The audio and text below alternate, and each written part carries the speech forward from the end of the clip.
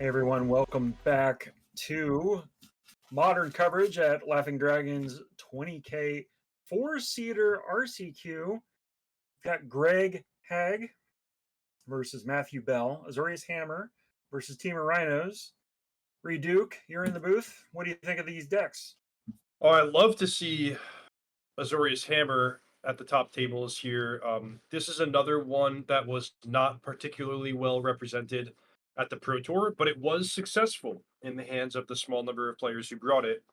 I have always been a big fan of the Hammer deck. I think it's just sort of a textbook example of a well-rounded, aggressive deck with backup plans and staying power and nice sideboard options, kind of everything that you want. And Greg's particular take on Azorius Haammer is pretty cool. He's got a lot of spicy one-ofs. One and two ofs, I should say.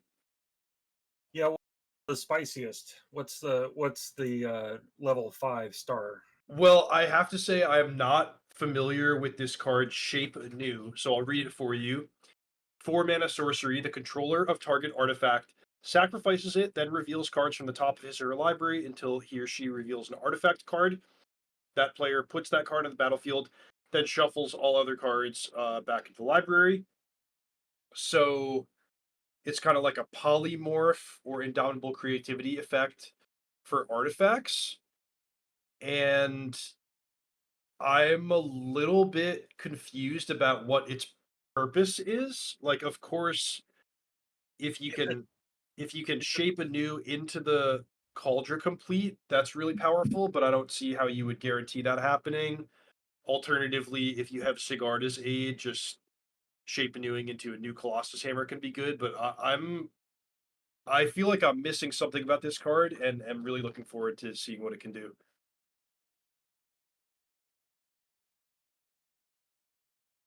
Maybe Greg's drawn a lot of duplicate hammers. So chat is predicting that it is a misregistered or misreported version of Forge Anew, which that certainly would make more sense. And then my follow-up question is like, was that Greg's error? Is that our error on coverage? Is that an MTG Melee thing? So you know, we'll see. Well, if we see a Forge Anew, we'll know that it makes more sense. Turn 1 was Triumph for Matthew Bell on Rhinos. Turn 1 for Greg, Esper Sentinel. It's a good turn 1 play. Turn 2 for Bell. Shocking and Esteem Vents.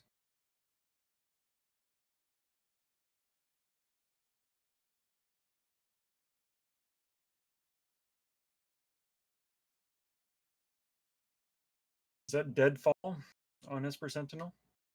Indeed, yeah, and spending the extra mana to prevent Greg from drawing. Esper Sentinel is a card I really, really like. Lost a little bit of its value with the printing of Orcish Bowmasters, but still one that can be really potent when you see a good draw out of this Hammer deck. Indeed. So Heath gets a basic plains for Greg, and his second turn starts off with Sigarda's Aid. Pretty solid draw from Greg so far. And Springleaf Drum. Yeah, still missing a couple of pieces, but you're seeing the potential building here. No play for Matthew Bell. That's unfortunate. He must not have anything at all. Yeah. Passing the turn with 3 mana and no play. What does that mean out of Temur Rhinos? I just don't know. It's Pure Steel Paladin for Greg Hag, and that's met with fetch from Matthew Bell. So it looks like Greg has basically everything short of the Colossus Hammer itself. He has mana, he has a way to protect his investment in that Surge of Salvation, but he does need to find some equivalent of Colossus Hammer, Stoneforge Mystic, Urza Saga, Even one of the other equipment would be good here. Something like Shadow Spear, you could draw off of his Pure Steel Paladin. We were fooled, Reed. We were fooled. He had Violent Outburst the entire time. Okay, so that's end of turn Violent Outburst to make 2 Rhino tokens.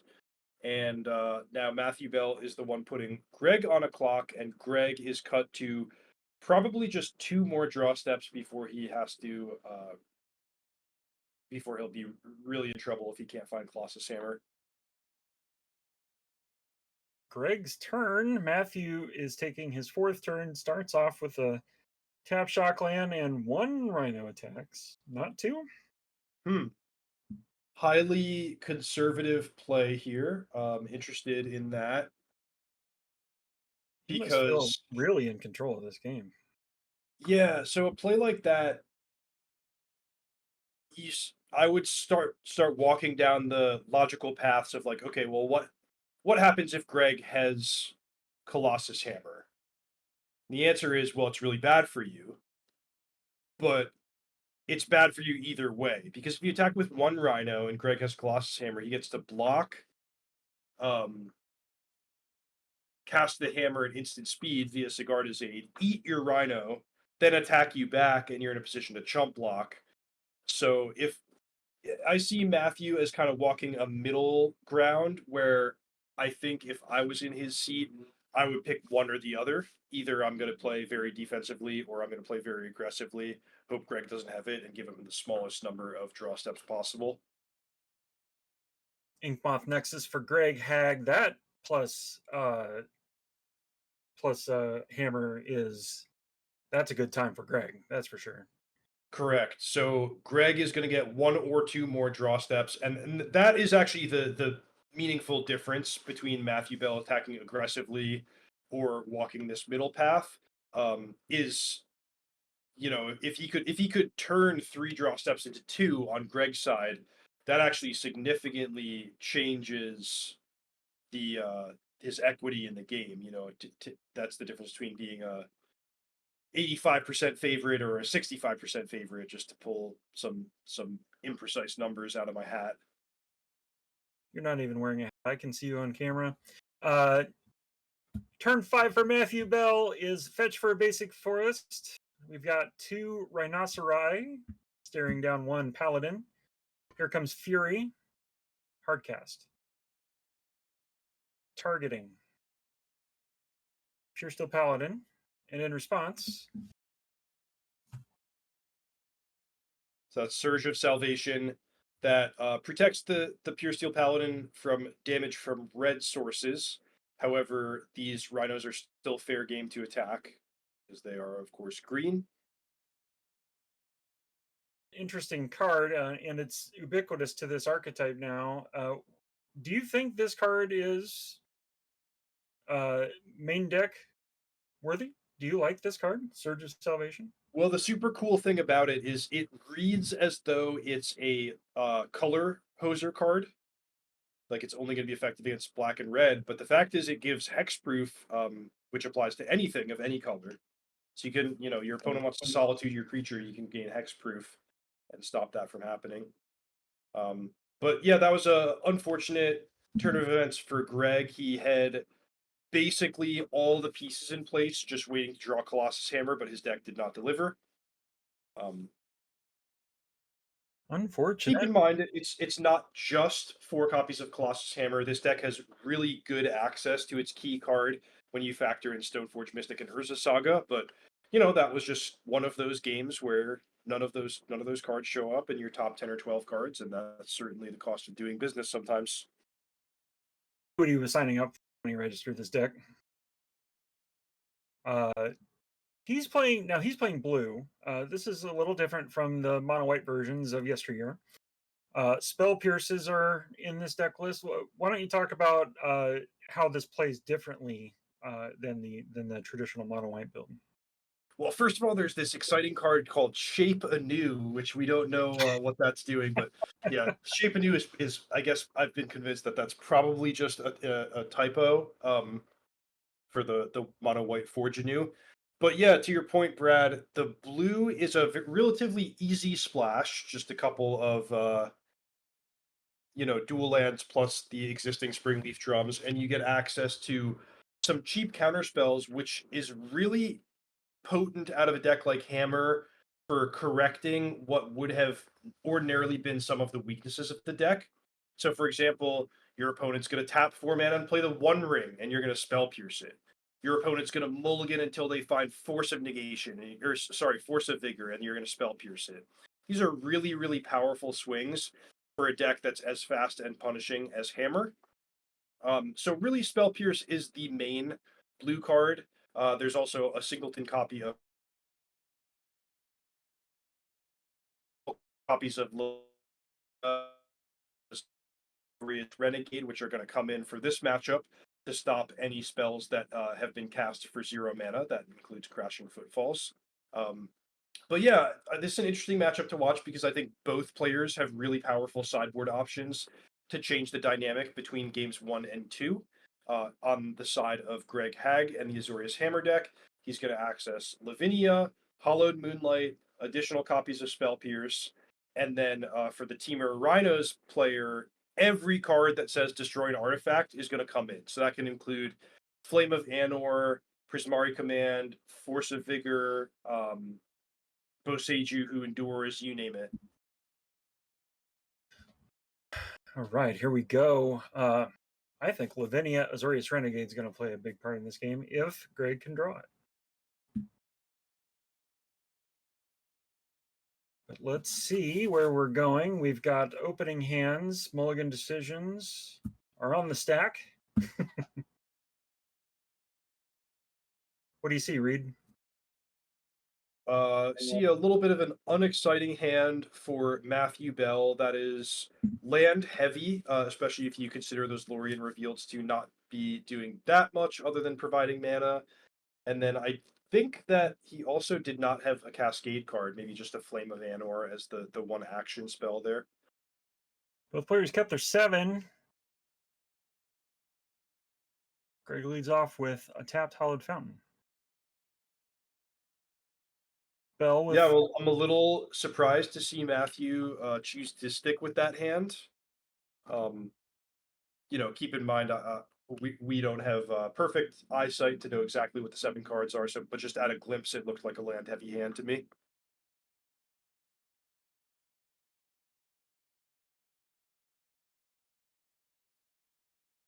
Greg with another tap land and pass. Bell's going to fetch up probably a Triumph. Let's see.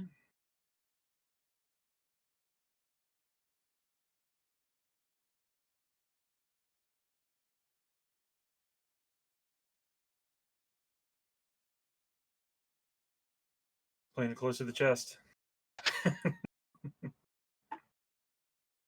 It was a Triumph. Untap. Turn 2. Matthew Bell. There's a Cascade card, Reed. You were just mentioning that. A little bit of a slow draw out of the gates for Greg Hag. Maybe he kept his hand on the strength of cards like Spell Pierce, Hallowed Moonlight.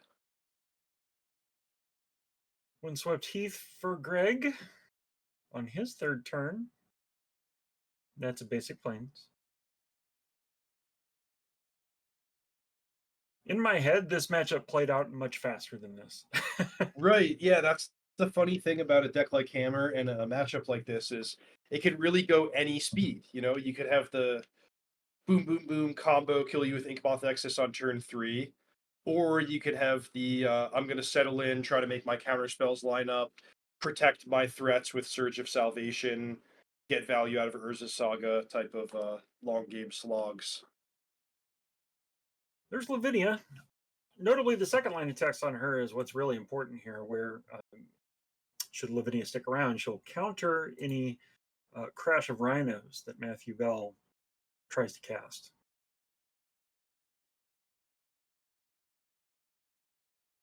Fetching up a Steam Vents. Greg telegraphing a protection spell.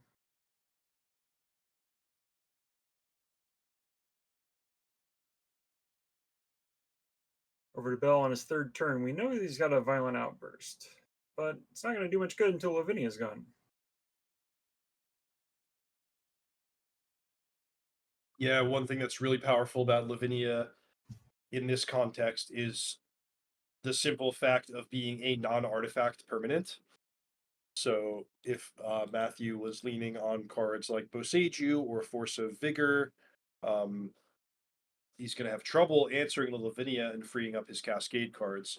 So what does he have to kill that? He has Fury, he has Flame of Anor, he has maybe Brazen Borrower, though that can be a tough way to do it as well. And then Fury, of course, can kill Lavinia, but you have to be careful to spend the full 5 mana on that, because if you try to evoke it, or actually, Lavinia is this the one that only applies to non-creatures? Let me have a quick look.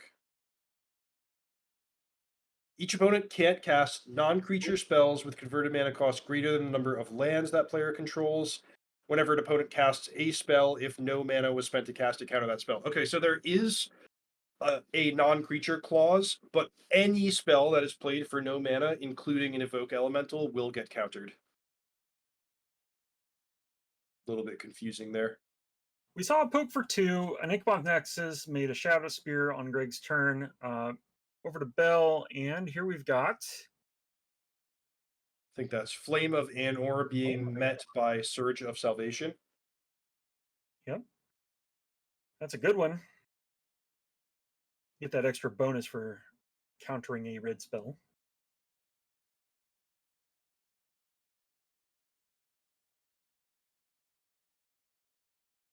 Bell still needs to solve this Lavinia.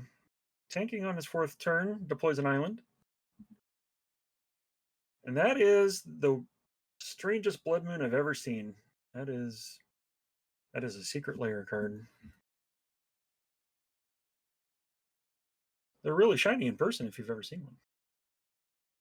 So Blood Moon is effective against mostly Urza's Saga and Inkmoth Nexus. It can have an effect of kind of restricting Greg to not casting his blue cards or being able to cast only 1 white spell per turn rather than protecting things with Surge of Salvation.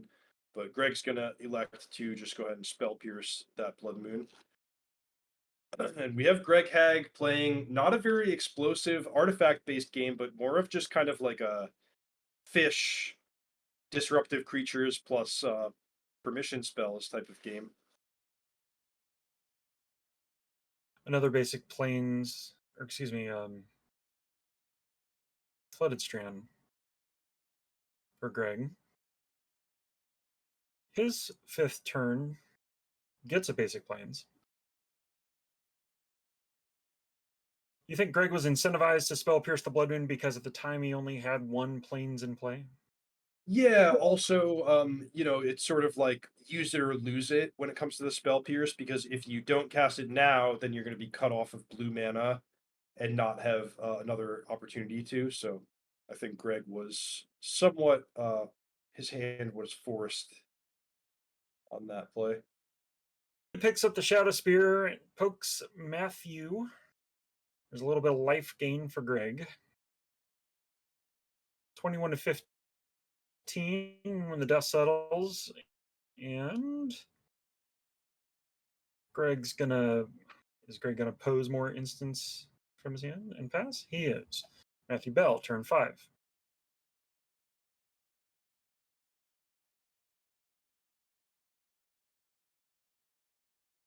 Kind of a corner for Matthew. What's the sequence that gets him out of this, Reed? Well, that Lavinia picking up the 3rd point of toughness is surprisingly annoying, as it matches up against cards like Dead Gone and Fire Ice. But still, I'm thinking Matthew, he has 2 main ways to approach this game. Either he can remove the Lavinia and free up his Cascade spells, or he can just start casting Fury, like just bypass the whole Cascade element of the deck and just play a Temur mid-range deck, because Greg's draw has been relatively anemic. Has little land heavy for Hammer. Matthew Bell did a quick check for Oracle Text. Is now hardcasting Fury. Yes, this is exactly what he wants. Probably the single best card he could play. Greg have an intelligent response here. I'm not entirely sure what's in his hand, but he's in the tank now thinking.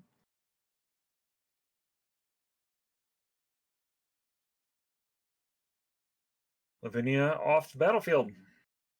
Yes, that's great news for Matthew Bell.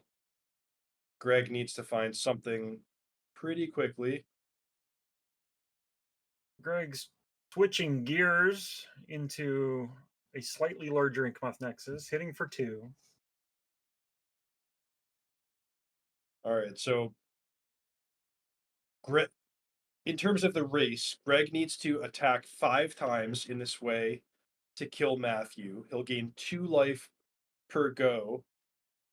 Matthew needs to attack probably 5 times with Fury to outpace the life gain. So it looks kind of weak, but on the board, Greg could, in theory, win the race by doing this if Matthew's not able to speed up the clock or kill the Inkmoth Nexus. Yeah, we've actually got kind of an issue. This game is really shaped into something interesting now, where it's a strange race. Fury's coming over, going to punch Greg Hag. He's thinking whether he wants to block Violent Outburst. Greg being rewarded for setting on the solid Moonlight.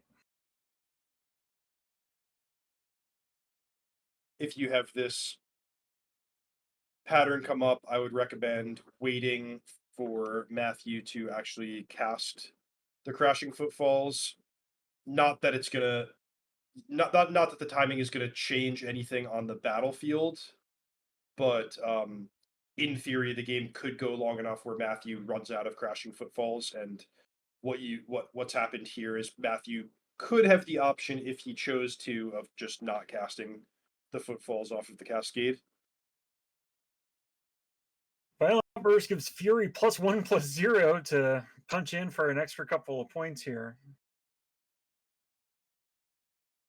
Oh boy, that's a really nice one, and that is a reason for Matthew to go ahead and cast that Crashing Footfalls, even for no effect, is it does stack his graveyard and allow Murktide Region to come down with even one more point of power and toughness. So this is kind of what I described, Brad, of Matthew Bell just bypassed the whole Cascade spell stage of the game, and he's winning this with Furies and Murktide Regions. He's doing it honest like. Murktide Regent unfortunately flies. That's going to put a little damper in Greg Heg's plan of attack with an unanswered Inkmoth Nexus. And now the clock looks like it's strongly in Matthew Bell's favor.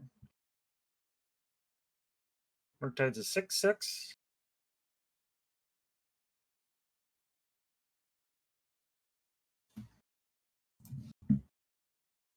We're going to equip the Esper Sentinel and ship back to Bell.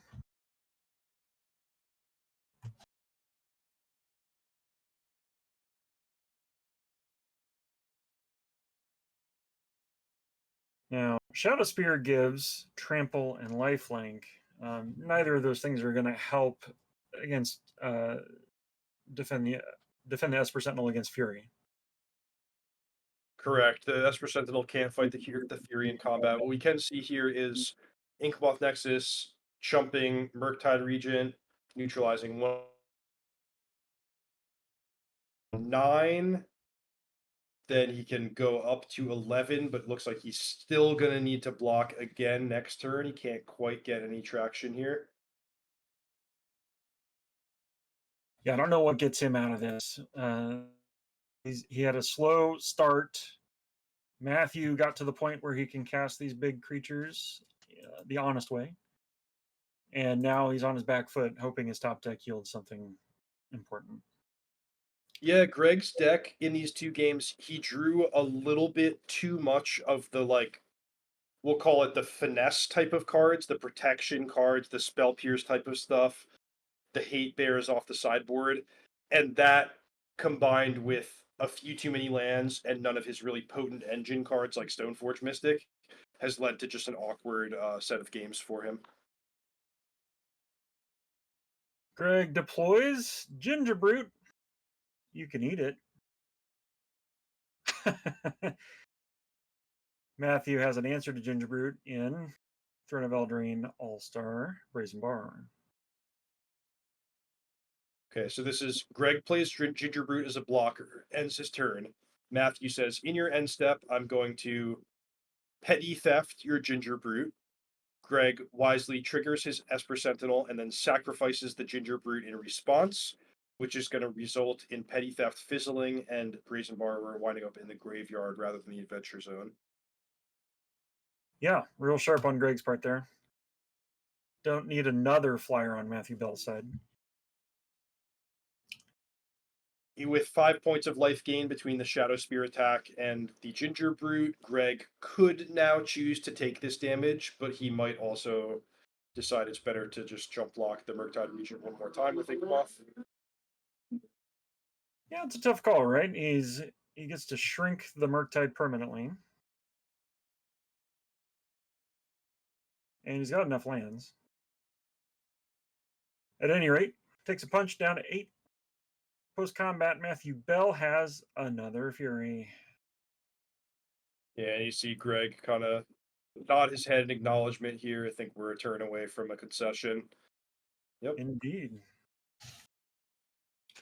Yeah, overall, I have to say, just not the most impressive showing from the Hammer deck. We know that that deck can purr when it, when everything's falling into place, but it can also deliver some awkward draws like that. In particular, the Azorius version that is playing a lot of cards like Surge of Salvation, like Spell Pierce, where they need to appear in the context of a good draw to back up your pressure rather than just standing alone as cards that are not really gonna win the game all by themselves.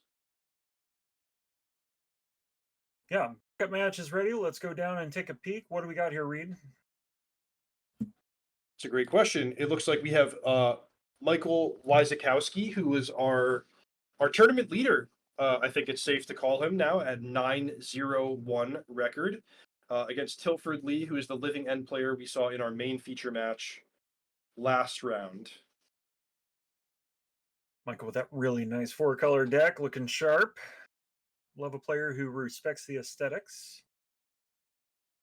And we're tuning in. I'm gonna guess that we are later in the round, past game number 1, but we haven't. Oh, it is game 1. Okay, so the players are just we're tuning in at an early moment in the match, and we're still seeing who gets to come out on top of the pre-sideboard game. Pre-sideboard, you have Living End winning the pre-sideboard, right? Or do you have other thoughts on that? Well, both. I would say Living End is probably favored, but we're going to talk about what we've been talking about a lot over the course of the broadcast, which is the customizability of the 4-color Omnath deck. And what Michael has done is he has trimmed a lot of the mid-range value type of stuff. Like he has a very low count of creatures, and in its place, he has put more interaction, like counterspell, force of negation, and the like. So that's going to give him a lot more of a fighting chance, especially in game 1 against Living End, compared to some of the other 4-color Omnath decks, which would be more or less sitting ducks. So it looks like Living End resolves. It's going to put 3 creatures into play, but Michael had flashed in a dress down prior to that so that Grief doesn't trigger. So this is one of the interesting games. A lot of the times, by the time Living End has resolved, the game is a complete runaway. But this is one where Tilford actually had to Living End with a relatively small graveyard, so he just returns 2 creatures, and Michael quickly answers 1 with Leyline Binding. So we might actually have a scrappy game on our hands where Michael is trying to battle back and win post Living End, which would be interesting to watch.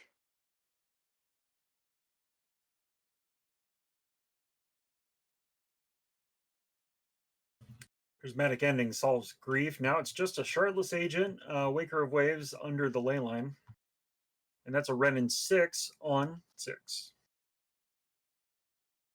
Turn 4 for Tilford. That was just full 4 mana to exile Grief with Prismatic Ending. You love to see it.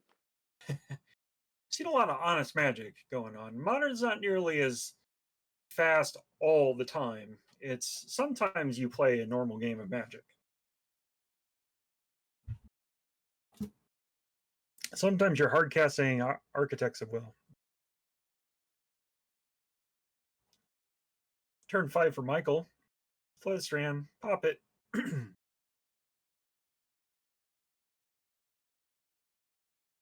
Another basic land. Those are the Oil Slick basics from Phyrexial will be one. So, did Tilford choose to go after Michael's life total rather than the Renin 6 with his Shardless Agent attack? Looks that way. Michael's at 13. Excuse me. Free Time Raveler is a good card to have. But a nice response from Tilford with subtlety, both preventing the devastating planeswalker from entering the battlefield, and also more than doubling his pressure on the battlefield. So subtlety adds 3 power to the battlefield, bringing Tilford's total up to 5. There's Renin 6 at 7, which threatens to go ultimate. Yeah, so right now the relevant cards in the graveyard, I believe I see a Force of Negation and a Prismatic Ending. So Prismatic Ending is an expensive answer, but it can technically answer both the Subtlety and the Shardless Agent. I think Tilford is now going to decide to invest some resources in keeping the Wren off of Emblem. He did. Shardless Agent poked Ren for 2. Subtlety hit Michael for 3. Life total is now 10 to 17. Another cycle from Tilford. Oh boy. Just to see what he finds, and he did find Shardless Agent, so he has the option to go for Living End here if he would like. And the one important factor is basically no Teferi Time Raveler is getting cast next turn, so it's now or never on that Shardless Agent for Living End. Yeah, the question Tilford has to ask himself is, are the two or three creatures in his graveyard better than the creatures currently on the battlefield? Here we go. Let's take a look at some cards. We are cascading thanks to Shardless Agent, and we found Living End. No surprise there.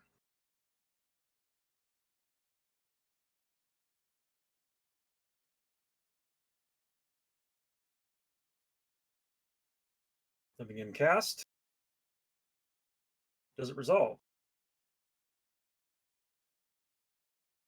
It does.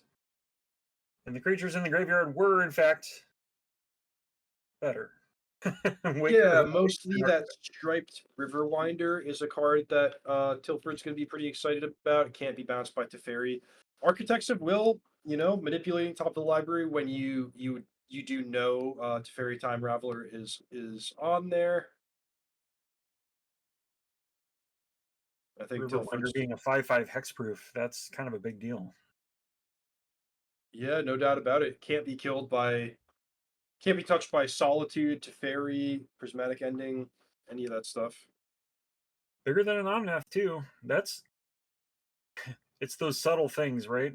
Modern is just defined by like these subtle interactions, subtle matchups between cards. There we go. Back to Michael. Playing face up because his opponent knows those cards from previous interaction.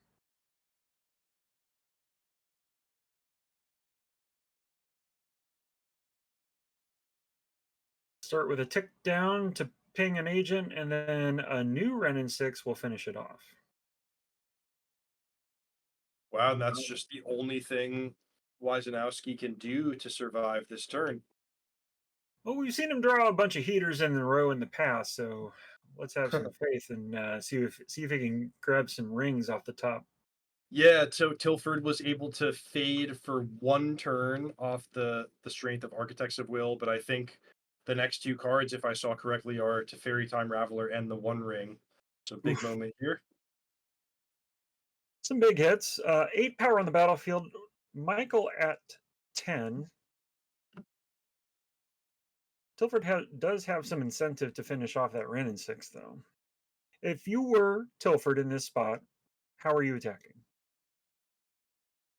I think all at player, because clearly, like, Michael's number of land drops is not going to be a limiting factor in this game, and either you can clock your opponent for the following turn, or one of their outs, which you may know is coming up based on your Architects of Will trigger, is the One Ring, which the best thing you could do against the One Ring sometimes just put your opponent to a low life total and make those burden counters a sweat.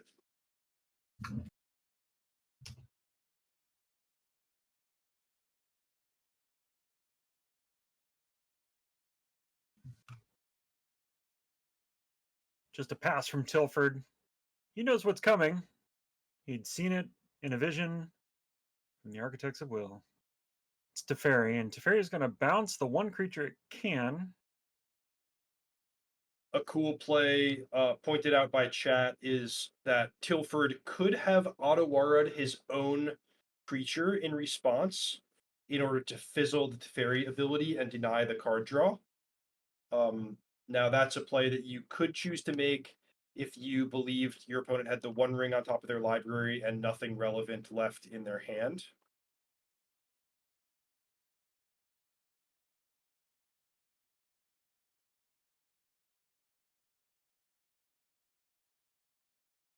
Couple of cycles in response to the One Ring, and oh, he did find Force of Negation. Well, That's Tilford Lee edging out game number 1. Closer than you expect with game 1 for Living End. man, what a good draw. Yeah, for sure. That was an interesting one. Multiple very small incremental living ends was the name of the game for Tilford there. And actually, the determining factor of the game was the Architects of Will trigger on the opponent, delaying, one crucial turn before Michael was able to stabilize the situation with Teferi and the One Ring. Looks like the players are already ready for game 2. So Tilford Lee up a game with Living End over Michael's. Oh boy, something we missed, Brad, and the players missed as well. You can't Force of Negation when the Teferi's already on the battlefield. So if you remember, that turn was Teferi minus Teferi sitting there on 1, and then Tilford kind of showed the Force of Negation to counter the One Ring, and that drew the concession. But that's not allowed.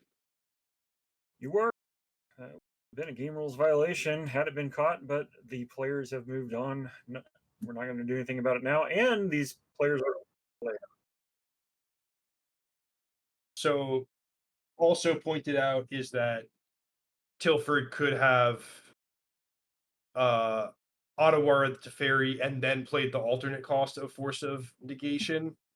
So if, that was definitely an error and something that should not have happened, but these things do in practice happen in tournament Magic, and if it makes a viewer at home feel better that was probably the natural conclusion of the game, you could choose to think of it like that.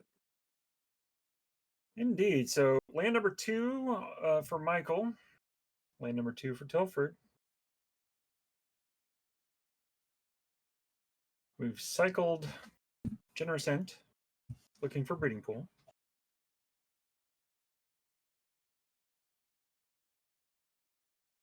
So generous. Gives you a forest and a food sometimes.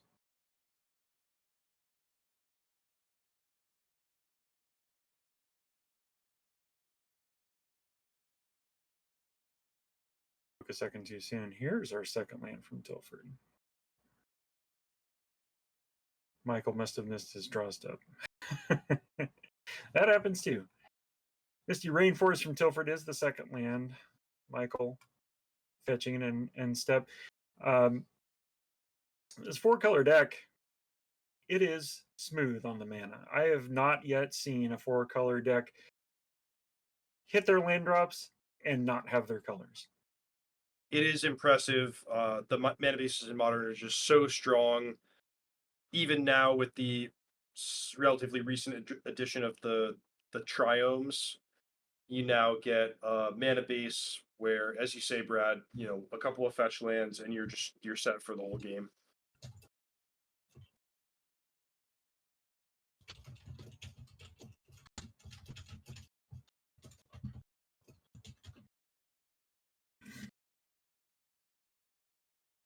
Just Rainforest grabbing a basic. Now, you mentioned earlier that Michael's playing a somewhat atypical build, Omnath with more permission in it, more counterspells, more prismatic endings. He's trying to play this control game. I've yet to get a good look at his hand.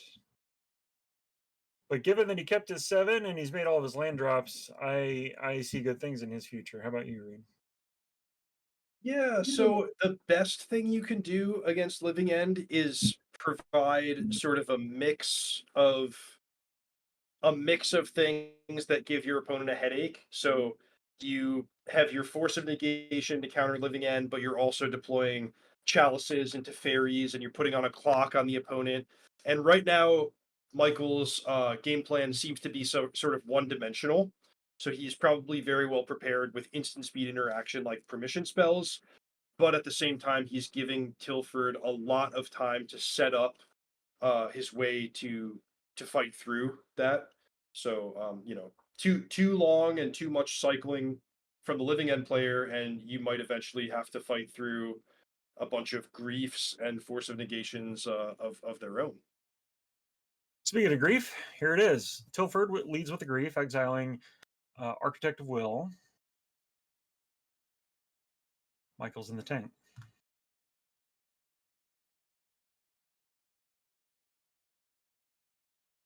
Grief's going to happen. We're going to look at Island Otawara to Fairy, Force of Negation, the One Ring, and Counterspell.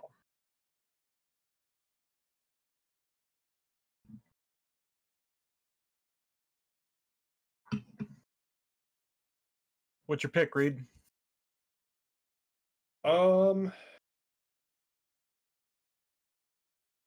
Well, Tilford has permission of his own, so what would ordinarily be a really threatening card into Fairy Time Raveler, I think Tilford does not have to worry about taking that one. So it's more of let's fight through the counter spells slowly and steadily on my way to resolving Living End. Probably I would just take counterspell. I guess I would take Force of Negation. That makes more sense. Let's see what Tilford goes for here.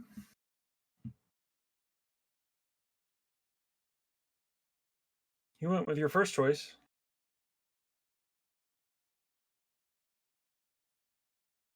Michael being a bro and playing cards face up.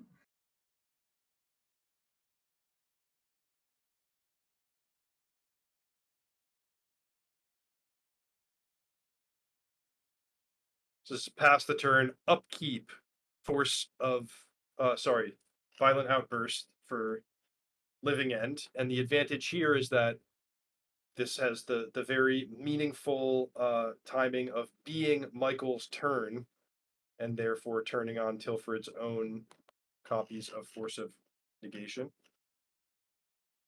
Excellent play from Tilford. And that's what it is. It's Force of Negation backup.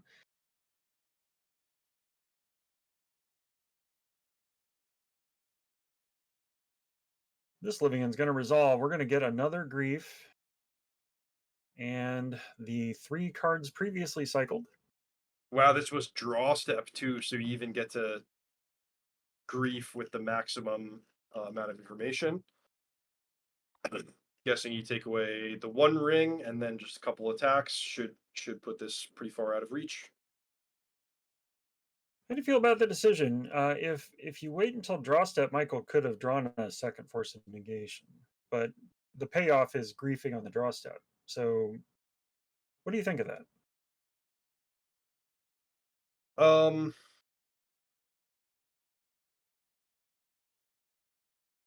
I think it's close.